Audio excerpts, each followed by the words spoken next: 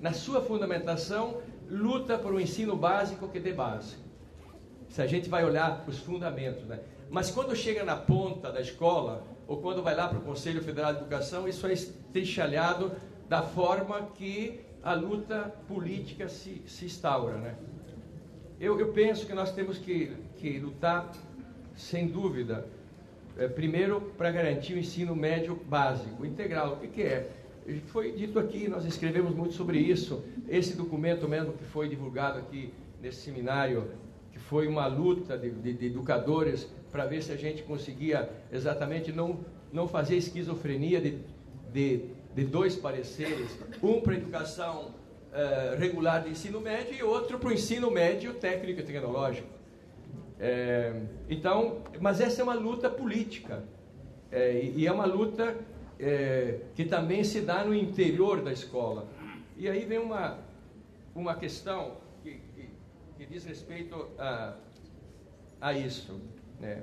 Que diz o seguinte: como trabalhar a educação profissional numa perspectiva emancipadora, integrada, uma vez que boa parte do professorado da área técnica são professores bacharéis formados para uma sociedade capitalista que tem o objetivo de amenizar o apagão da mão de obra.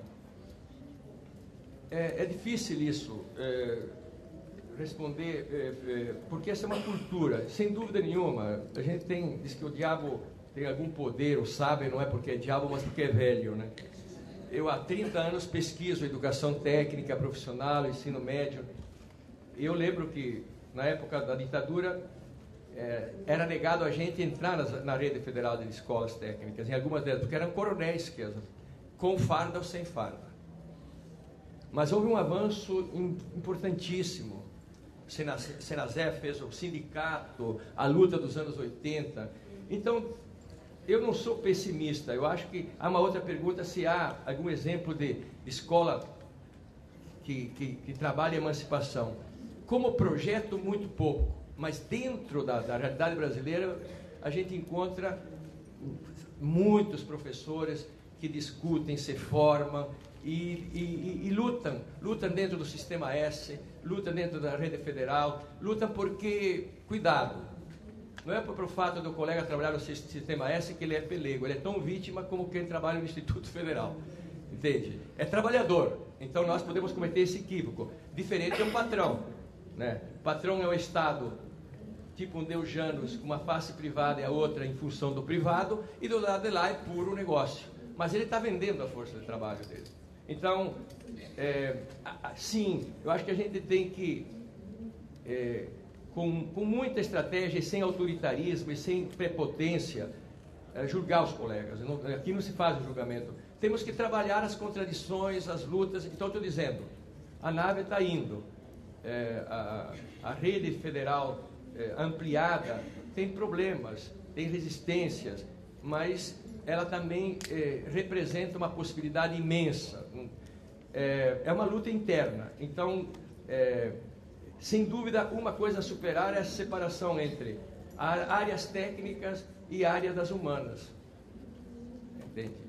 É claro que isso é difícil, pela própria razão que se coloca aqui. Porque a formação na universidade, quem forma hoje os professores?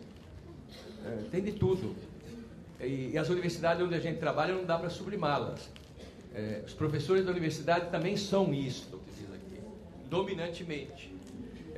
Então, é uma luta contra-hegemônica, mas, cuidado, a história nos mostra que não somos nós intelectuais que fazemos a revolução, nem as lideranças. E Lenin mostrou isso, Gramsci mostrou isso. Os intelectuais e as lideranças são fundamentais no dia seguinte, para ajudar a organizar o que o povo fez. Quem faz as revoluções são as grandes massas. Olhem na história. Um momento insuportável. Quem é que imaginaria na teoria do Marx que a revolução acontecesse numa sociedade atrasadíssima como era a antiga Rússia? Lá não existiam as condições objetivas. A história mobilizou as condições, não havia as condições objetivas e mobilizou as condições subjetivas. E houve a revolução e durou 70 anos. E demarcou o século XX. Lá na Europa, onde havia as condições objetivas, mataram as condições subjetivas. Dobraram e a Europa não fez a revolução proletária. Então, não importa se 10 ou 11, tem que ter um projeto e disputá-lo.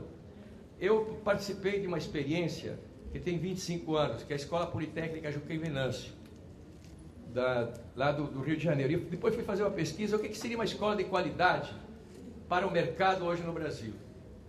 O que seria uma escola de qualidade que questiona este mercado? E o que seria uma escola de qualidade que quer ir além das relações sociais capitalistas? Então, se eu entro, por exemplo, numa escola tipo a escola daqui de Novo Hamburgo, da FEVA, como é que é? É uma escola, uma fundação pública, mas que tem recursos do empresariado, etc. Me veio o nome daqui a pouco.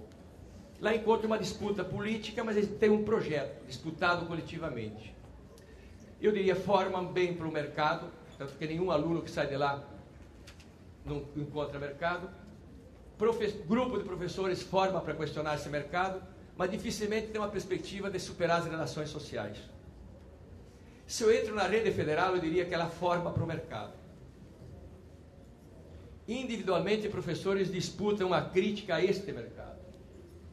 E individualmente, grupos querem ir além da sociedade que nós aqui discutimos.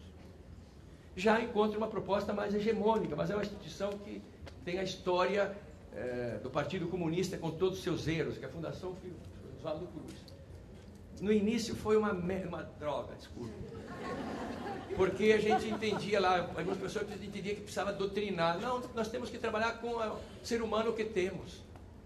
Mas hoje, eu só vou dar um exemplo como dá para fazer um trabalho integrado e de qualidade. O que eu sei de clonagem, sei da monografia de uma aluna que fez sobre clonagem, premiada pela Organização Mundial da Saúde, creio.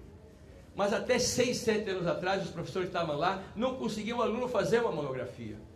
E bateram na cabeça coletivamente, isso que o Guilherme diz, não individualmente, coletivamente. E descobriram uma coisa fantástica, que esse aluno que diz amém e pluga,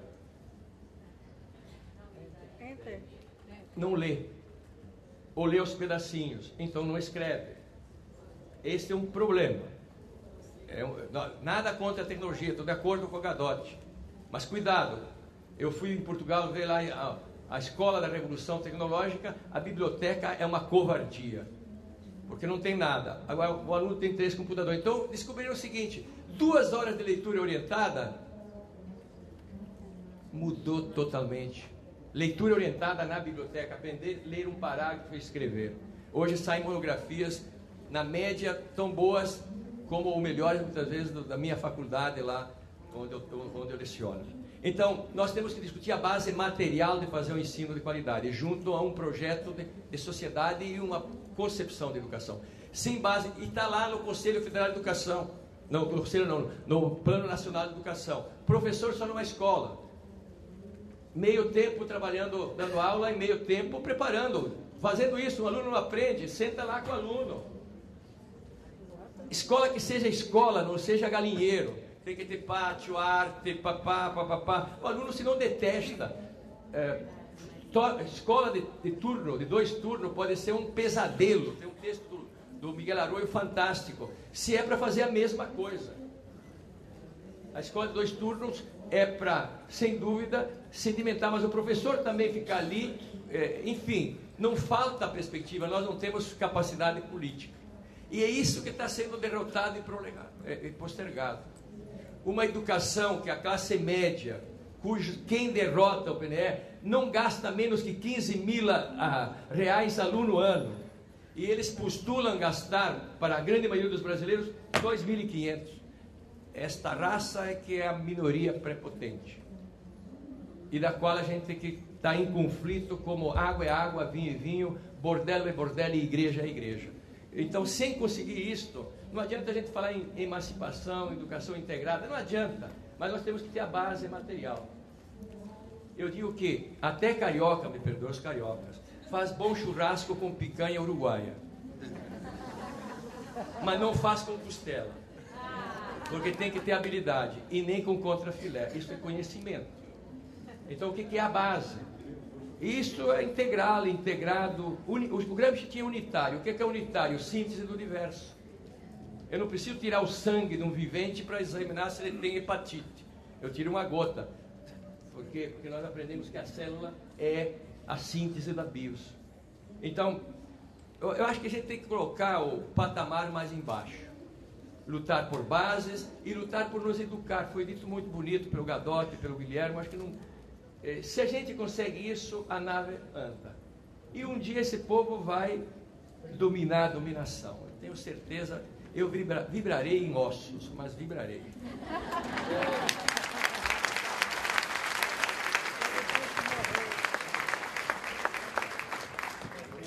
Bom, teremos mais uma rodada para encerrar, né? Vamos começar. Agora seria a última rodada, né? Então vamos lá. Começamos novamente com o senhor Gadotti. Nós estamos aprendendo hoje que o Gaudêncio é um bom churrasqueiro, não é isso? Você confirma pela sua boa manifestação aí sobre a picanha. Conheço a base. Muito bom. Gente, eu estou meio perdido, não sabia que era o último, então vou tentar telegraficamente responder e emendando com a última do Gaudêncio aí sobre a leitura. A Cristiane do IF do Amazonas, campus de Manaus, pergunta sobre a questão da leitura. Né? Cadê? Levantou a mão lá, né? É isso. Cristiane, eu convivi com pessoas lá na Fundação Wilson Pinheiro, me sinto muito orgulhoso de ter feito